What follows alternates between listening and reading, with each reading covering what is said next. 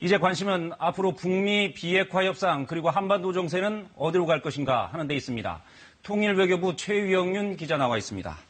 자, 최 기자, 일단 북미 협상의 당사자인 미국의 반응이 중요한데 신속하게 반응이 나왔죠? 네, 발사 시각이 우리에게는 토요일 오전, 미국에게는 금요일 오후였습니다. 그럼에도 불구하고 백악관의 반응은 신속하게 나왔습니다. 그만큼 현재 상황을 우려하고 있다, 예민하게 받아들이고 있다 이렇게 볼 수 있습니다. 네. 백악관은 대변인 명의의 성명을 냈는데요. 북한의 활동을 인지하고 있다. 필요에 따라 감시 활동을 계속하겠다 이렇게 밝혔습니다. 네. 일본도 즉각 반응을 내놨습니다. 일본 정부는 일본의 영토나 배타적 경제 수역에 탄도미사일이 날아온 것이 확인되지 않았다 이렇게 밝혔습니다. 발사체의 종류나 북한의 의도가 명확하게 밝혀지지 않은 상태에서 다소 신중한 모습을 보였다라고 볼 수 있습니다. 네. 우리 정부도 이 문제에 대해서 미일 양국과 긴밀하게 공조하고 있겠죠. 네, 강경화 외교부 장관은 마이크 폼페이오 미국 국무장관과 고노다로 일본 외무상과 잇따라 전화 통화를 가졌습니다. 네. 이런 전화에서 신중하게 대처하자 그리고 계속 소통하자 이렇게 말을 했다고 외교부는 전했습니다. 이도훈 한반도 평화교섭본부장도 북핵 교섭 대표 미국과 일본의 각각 대표들과 전화 통화를 하고 의견을 나눴다고 밝혔습니다. 네. 앞서도 전해드렸지만 이 발사체가 무엇인지 아직 확인되지 않고 있습니다. 방사포냐 미사일이냐에 따라서 대응도 달라질 텐데 북한이 먼저 공개할 가능성은 없습니까? 만일에 북한이 통상적인 재래식 무기를 시험을 했다면 아마 공개는 안 할 겁니다. 네. 반면에 새로 개발한 탄도미사일이나 전략무기를 이번에 실험을 한 거라면 대대적으로 알릴 가능성이 있습니다. 김정은 위원장이 참관했다면 특히 내일 오전에 노동신문이나 조선중앙TV 같은 관영 매체를 통해서 대대적으로 공개할 가능성도 있습니다. 이 경우에 미국에 대한 압박 수위를 크게 높이려는 의도를 가지고 있다라고 볼 수 있습니다. 네, 한번 지켜봐야 되겠군요. 그런데 합참이 처음에는 단거리 미사일이라고 했다가 발사체로 발표를 수정하지 않았습니까? 그건 왜 그런 겁니까?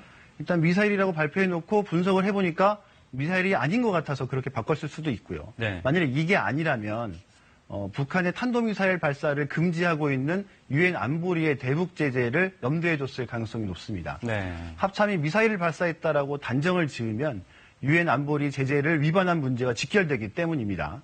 따라서 발사체의 종류가 명확하지 않기 때문에 신중하게 표현했다 이렇게 볼 수 있습니다. 네. 북한이 이번 발사체 발사에 어떤 의도를 갖고 있다면 시점도 중요합니다. 왜 지금 이 시점을 선택했을까요? 스티브 비건 미국 북핵 담당 대표와 존 볼튼 백악관 국가안보보좌관이 조만간 한반도를 방한을 합니다. 네. 그래서 한반도를 방한을 해서 한국과 미국이 논의하는 과정에서 기존의 미국의 주장을 그대로 되풀이하지 말고 북한의 입맛에 맞는 결과를 가지고 와라 이렇게 무언의 압박을 했을 수도 있고요. 또 지난달 22일부터 한국과 미국이 연합 공중훈련을 하고 있고 주한미군이 최근에 사드 관련 훈련을 했다고 스스로 공개하기도 했는데 이런 군사 관련 행보들에 대한 북한의 대응이라고는 분석도 있습니다. 네. 즉 한국과 미국이 그렇게 훈련을 하니까 우리도 훈련을 하겠다 이런 주장이라는 겁니다. 네.